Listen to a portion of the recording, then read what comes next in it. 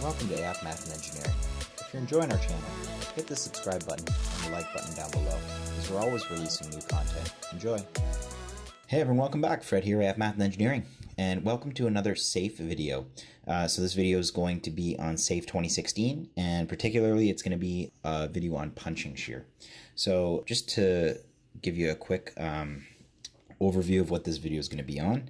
We're going to investigate how to check punching shear ratios under columns in SAFE, or if we have a column above or below. We're going to check if they're punching or not according to the code. And I'm going to show you how SAFE designs for that. And then we're going to talk a little bit about some theory and some limitations of SAFE, and what personally I do when I'm designing in practice. So let's go ahead and let's get started. If you haven't watched our first video, I suggest you go back. I'll put it in the description down below. But we did do some basics. We covered some basics in that video that I'm not going to be covering again. So, if we skim over something, that's probably because we covered it in the other video. Anyway, so let's get started. So punching shear. Oh, also, by the way, we did do a video on punching shear and how to do it by hand. It's best you do know the theory behind it before you do it on the computer. So check out that video. It's in the description down below. So, okay, SAFE 2016. We've loaded it up, and I've already opened a file using a past model file. I used the Canadian code 2014, the concrete code, and we're into our model. So first, what I'm going to do is I'm just going to kind of make like a random slab with some columns on it. We're going to put some loads on it, and then I'm going to show you how to check for punching shear. So let's get started. Let's use a 400 slab. Let's make kind of like a 9x9 bay. Now, I want to choose something that's not too crazy that we can't reinforce it, that where the stress is just too high that it doesn't even allow us. So I think 9x9 should be good. Let's put some columns below. So let's put a corner column. So when we have punching shear, we have three different conditions, at least in the Canadian code we do. We have a corner column, an edge column, and an interior column.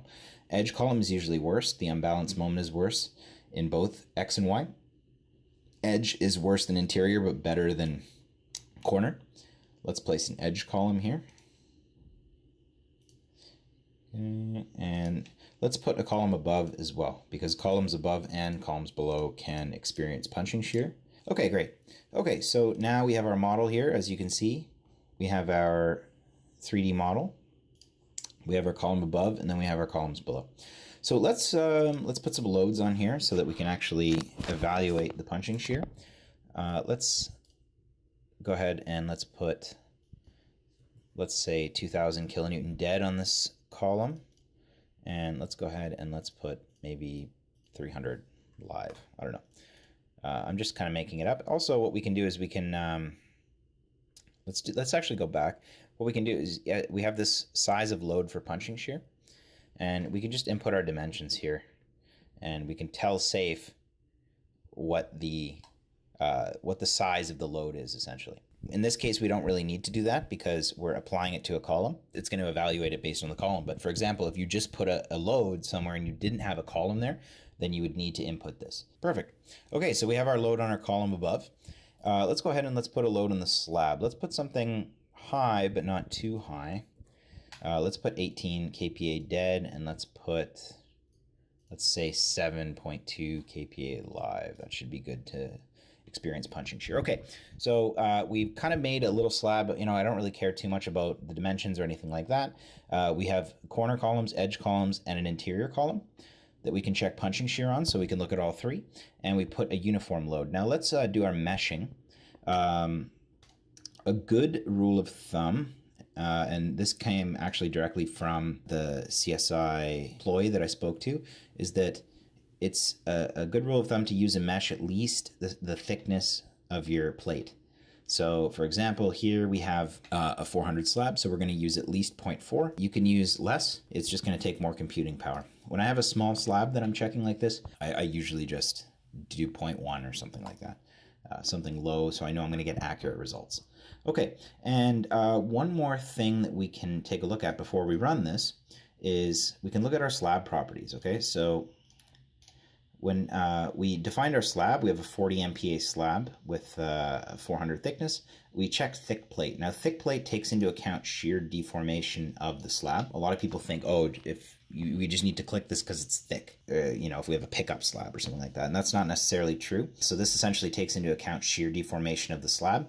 When you unclick it, it doesn't take that into account. And this, depending on the ratio of the span to the depth, can really actually make a difference in your results in your slab. So it is recommended that you keep this on unless you want to ignore shear deformation for some reason. Anyway, so that's just something I wanted to point out. Let's go ahead and let's run this, and let's see what we get. It's probably going to take a couple of seconds. This is not going to take long, and we're done. Great. Okay, so here we have our slab. That's already looking pretty high to me, but that's okay. We're just doing this to learn. So what we're going to do is we're going to come over to display, and we're going to click Show Punching Shear Design. Okay, so we show punching shear design here, and what we have, we have these ratios. Now, when this ratio exceeds 1, that means that the capacity, or the shear force that, the factored shear force rather, that the column is experiencing, or around the column is experiencing in two-way shear, has exceeded its capacity. And if you look in the video that we did before, the capacity is the minimum of those 3 VC equations from the code. And that's exactly how SAFE evaluates this. All right, so let's go ahead and let's right click on one of them, and we'll see what kind of information we get. Okay, so we right click, and we can choose what to display, and we can also choose our load patterns here. So this is 1.5 dead, and 1.5 live, 1.25 dead. And we can see that SAFE has recognized that it's an interior column. It's recognized that it's square. Gives us a lot of information here. Okay, so I didn't really do anything with the cover, but you should check all of this stuff, make sure that it's correct when you're actually modeling. We have our shear perimeter. This is the perimeter around here, the critical perimeter. And we have our moment, our unbalanced moment. We have our shear force. In this case, you can see the shear force is negative because the column is coming down, so the reactive shear force is upwards, right? If we go ahead and we check these columns, the shear force is going to be positive, right? So let's go back to this one. Okay, so it's recognized that it's interior, it recognized that it's square. We have our design shear stress here, and we have our concrete stress.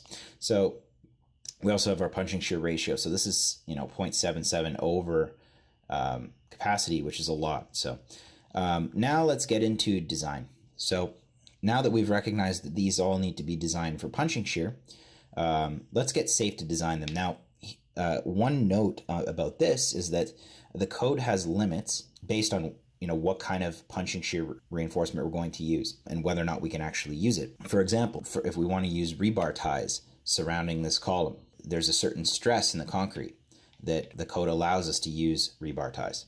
If the stress in the concrete exceeds that, then we're not allowed to use it. Same with stud rails. Stud rails have a higher stress limit in the concrete that we're allowed, but still there is a limit. So I have a feeling, without even checking, that these on the outside probably SAFE won't allow us, the code will not allow us to design these for punching shear using reinforcement, which would mean either we would need to put drop panels here, or maybe even thicken the slab, use a stronger grade concrete, something like that. I think it will allow us to use this. Maybe we'll, if it doesn't work, then we'll go back and we'll just lower the load, and then we can reinforce these. But I'll show you first how to do it, and then we'll see what results we get.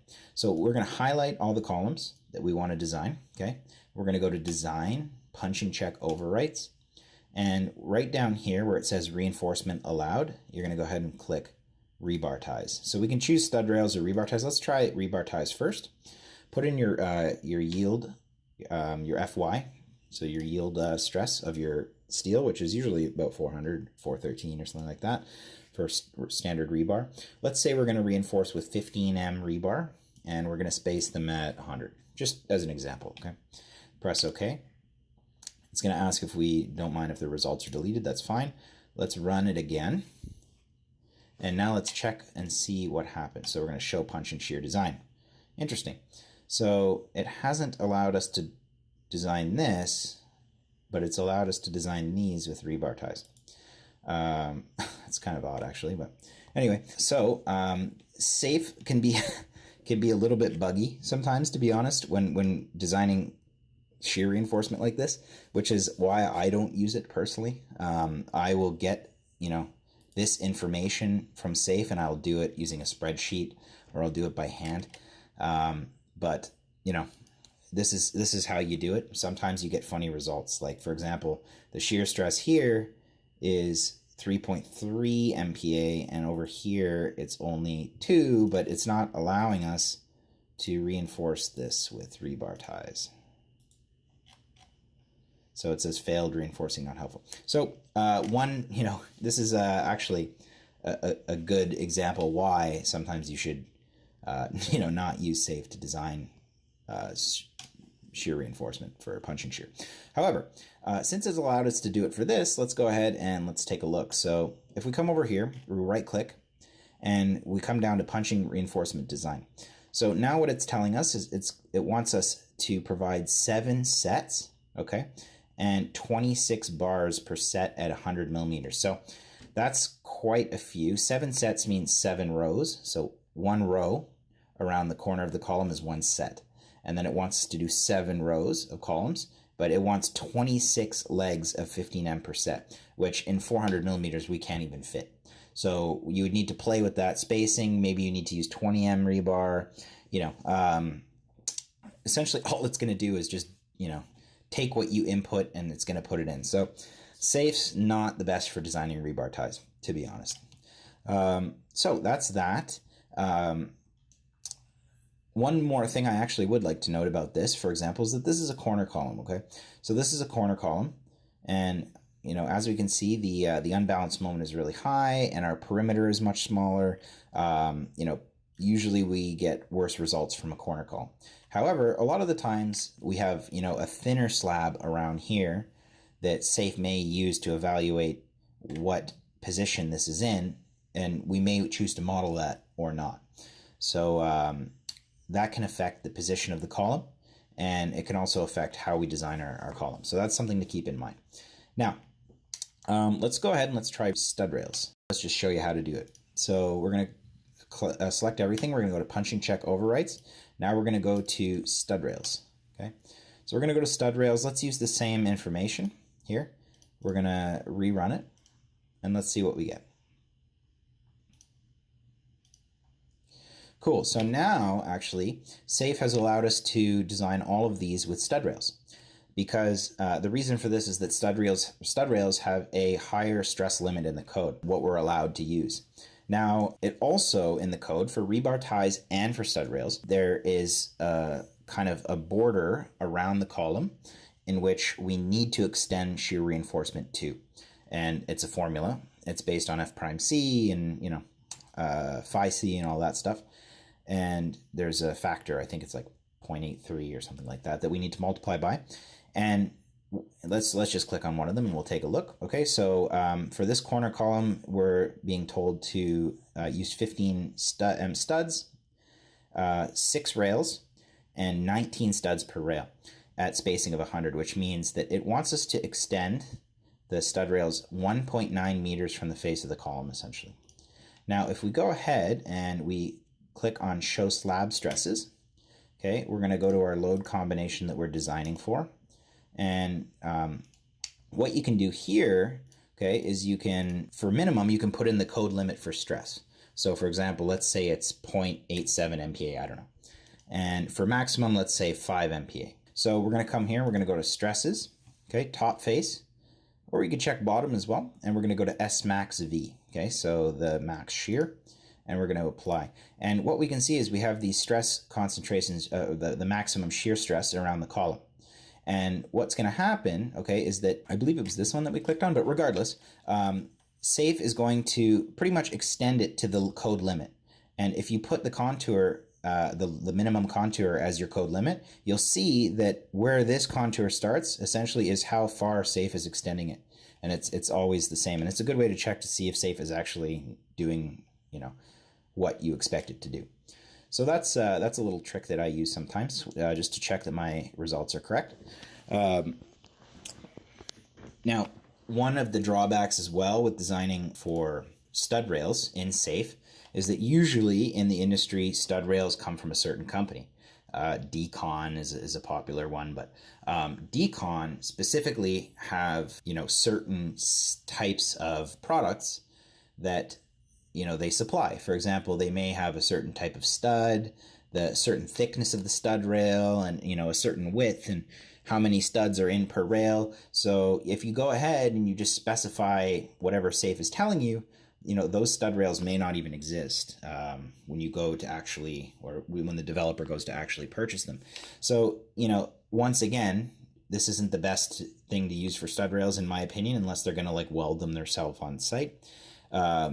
Stud rail companies have good software that you can use to design this, given the forces that you use from Safe. So once again, an option is you can come here, you can take these forces and these moments, and you can put it into a stud rail company software and get exactly a product that exists. So you're not having to do things twice or figuring out that those stud rails don't exist or whatever. Okay, so that's pretty much it for this video. I don't really have much else to go over, I don't think. I hope you learned something from this video. If you have any questions about punching shear, you want to see anything on Safe specifically, any topics, or any questions about this video or anything I said, just comment down below. Leave this video a like, give it a thumbs up, and hit the subscribe button, because we're going to be coming out with a lot more content just like this. Thanks for watching, guys. Take care.